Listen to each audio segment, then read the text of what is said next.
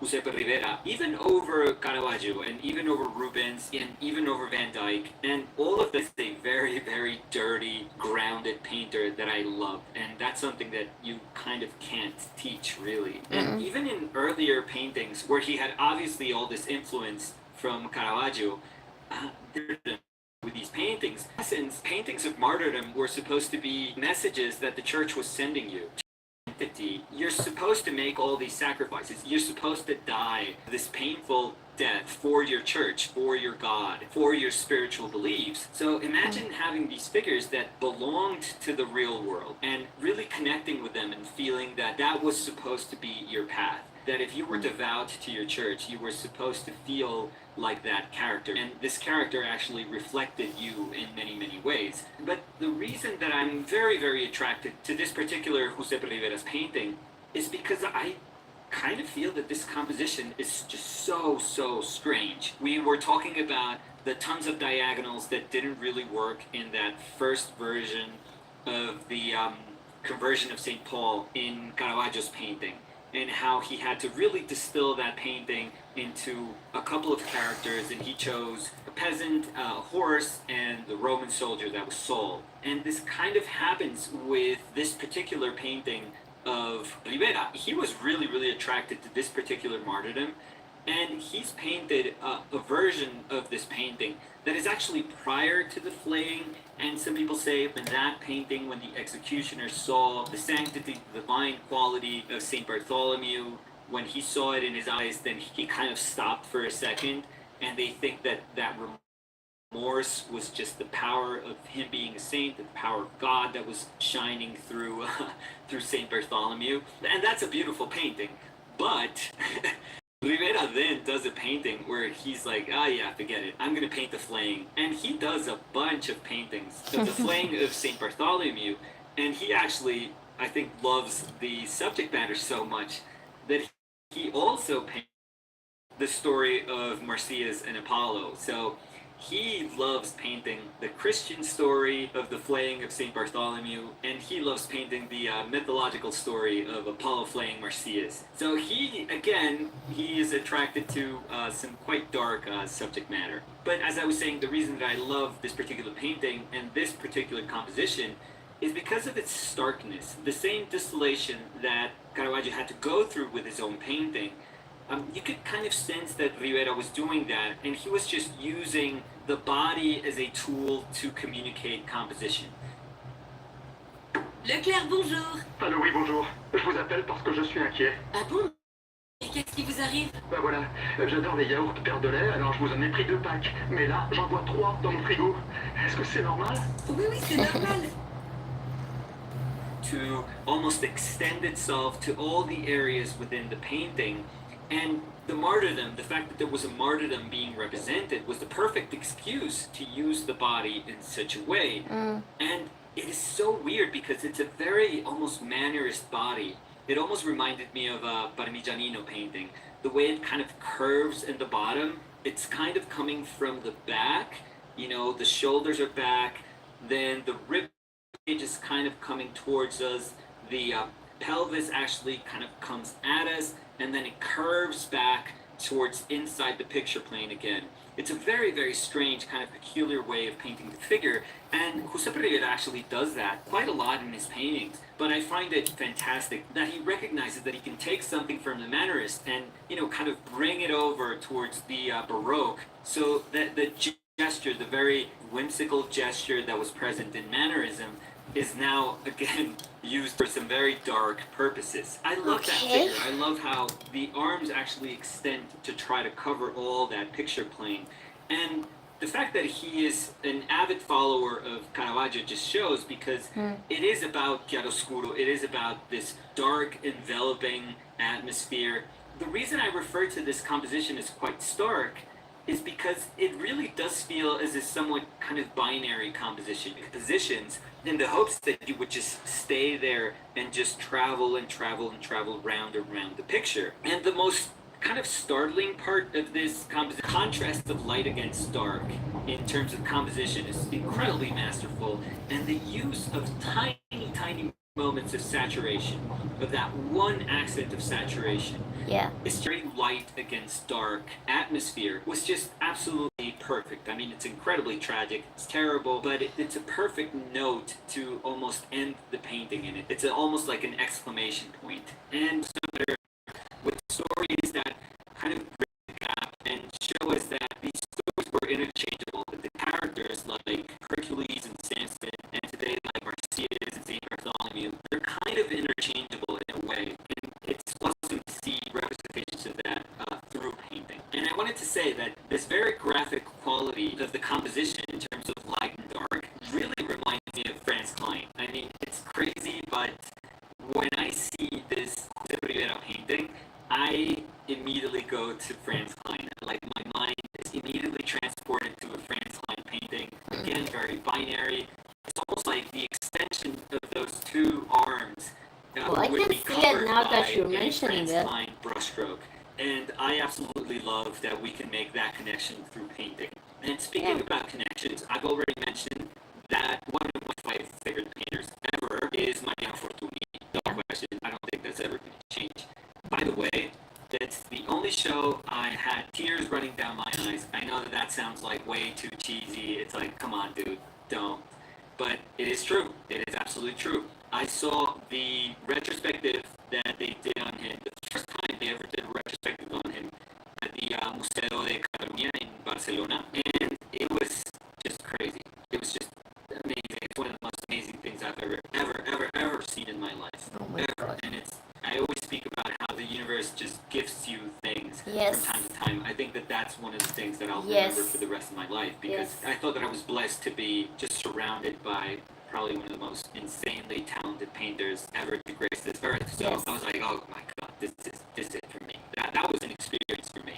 So in connecting Jose Rivera and Mariano Fortuny, because great minds think alike, he actually did a copy of a St. Andrew painting that it's at the Museo del Prado in Madrid. And my God, I mean, I've seen Sargent copy. Oh my God. I've seen people just make studies of Oh paintings. my God. Oh my God. He copied a section of the St. Andrew painting. I'm gonna fucking faint. I mean, it's as good or even better than the original, but it still kind of is able to retain the essence of Yes. the painting. I don't know. Fortuny, that, he's the only one who's capable of doing something like that. But it is insane. I mean, you can sense that Fortuny is in there, that the genius of Fortuny is in there, and in some just absurd way able to invoke the genius of Rivera. I don't know how he did that. That painting of St. Andrew, by the way, is just like, oof, one of the most beautiful paintings ever. But anyways, that's just my mind connecting two of my favorite painters. So that was it for today. We we actually thought about Spain meeting Italy in Naples, which makes sense, introducing this incredible character that was Jose Rivera, making compositions that, yes, owed a ton to Caravaggio, but there was so much Spanish in him that, of course, he was going to talk about the Chiaroscuro Zurbarán and just the genius of Velázquez in his paintings. But again, he was a dark character. Like, the stuff that attracted him, let's just say it was weird.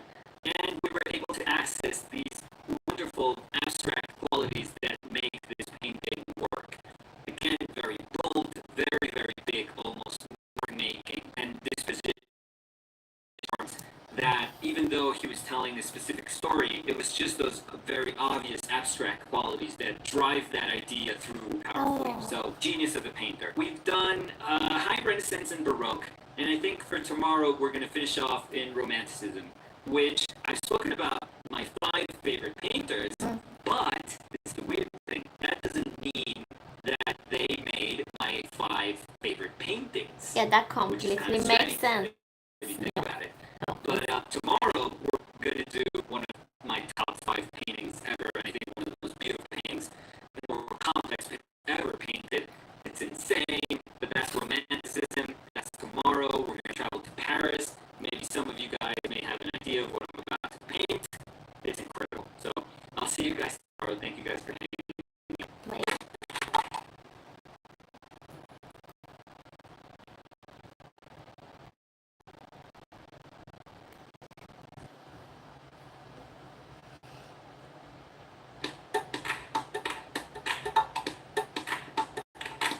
maybe the greatest painting in all of painting history. Maybe the greatest painting in all of painting history. I spoke about how my favorite painters weren't.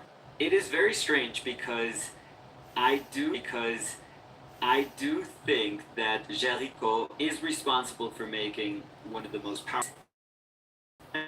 Even though he did this amazing feat of a painting, he didn't do much else and during his lifetime. But this is it. Honestly, this Yeah. is as big a painting as you could do much time at all because he died when he was 32. So just to put it in context, the painting that we saw of Tiziano that later than the conversion of St. Paul of Caravaggio. So that to contextualize kind of the amount of time that has been accumulated by painting, by the painters, in order to make this painting possible. This painting is actually incredibly important. Was about either the history of the Catholic Christian Church, or was about all about this painting in terms of its execution years. And we are very, very fortunate that we're able to have a ton of his studies, Yes. a ton of the ways in which he was trying to sort of untangle the way in which he was going to prior to the final painting, that is showing us kind of how his mind worked. It is a little kind of weird to get into how his mind worked because he actually took as a studio a workshop that was near a hospital. It wasn't like the anatomical studies that Leonardo did, for example. No, it actually went beyond it. There are accounts where Géricault is saying that he wanted to understand death. He wanted to live among death so he could come to terms with it, and then he could actually paint death. So if you think about it, that's pretty dark. That's a very, very dark place, and it's a very strange, committed way of trying to understand how to paint that subject matter. But that's what he did. He even put some limbs on the roof of the workshop so it would just smell, it would reek of this decomposing cadaver. And there's people that tried to go to his studio but said that it was impossible to go in because of the smell. So this was a human being just saying, I am all in. This is absolute live commitment. There's even like stories that say that he actually shaved his head, which is very uncustomary at that time, in order to not be tempted to go to any parties or any social events. You know, that's why I do it too, by the way. He actually spoke about this kind of acceptance of the commitment to this painting being larger than the painting itself, larger than the artist himself, and it was about this massive undertaking, and eventually about the creation of an absolute masterpiece. Now, for me, this is what's tough about kind of observing and contextualizing this painting, because when I see it, I see one of the most amazing feats in painting that will ever be produced by our species. I really think that that painting is that sublime. When I see what it took to make that painting, I realize that it is something almost inhuman. It is something that's almost bigger than the efforts that a regular human being, like myself, I would say, could ever do. And yes, there was a bigger need to convey the corruption, the very high corrupted nature of the French state at that moment. So that was a drive.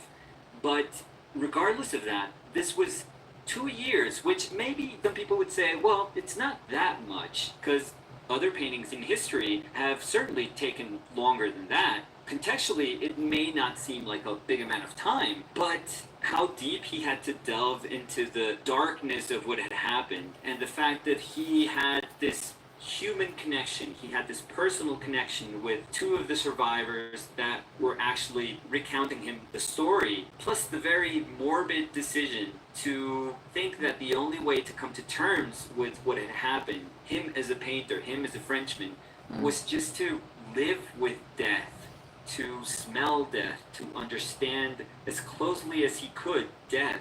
Oof. I mean, it's pretty gruesome, it's very dark, and it's committed in a way that I don't know if I would ever be in the right mind to do that. I don't know if I could ever paint that. I don't even know how I would come out after painting that. I think that beyond the execution of the painting, beyond how masterful and how insanely complex that painting is, and how absurdly improbable it was for anyone to ever think that they could tackle that story, that life altering event. In spite of all those things, I just think you have to be a special person, an extraordinary human being, you know, one out of billions of people throughout the history of our species to say, I am going to be almost like a martyr and I'm going to take on this subject. I'm going to take on this painting. Yeah. And it's almost as if his life was then over. You know, it's almost like his life was done after that. He didn't die immediately after that painting, obviously. But, you know, he died very young, and there's almost like this poetic reasoning behind it. It's like, what do you do after that? He continued doing some of his military paintings, and he wanted to do a couple very ambitious compositions after that, but he pretty much just painted horses, and he did studies of compositions, and that was it. But you know, what else could you do? That was it. That is a human being painting one of the big paintings in painting history, and you're done. Like, you have your place in history after that. That was it. But I just fear that it took so much out of this human being. It really did. That to be made in order for this painting to be, starting from, you know, probably the biggest one, which is the actual shipwreck and just the death of over 100 people because of the incompetence of the state. That is the macro point in time in my life where I feel that painting helps me connect, and hopefully, you know, I'm trying to be more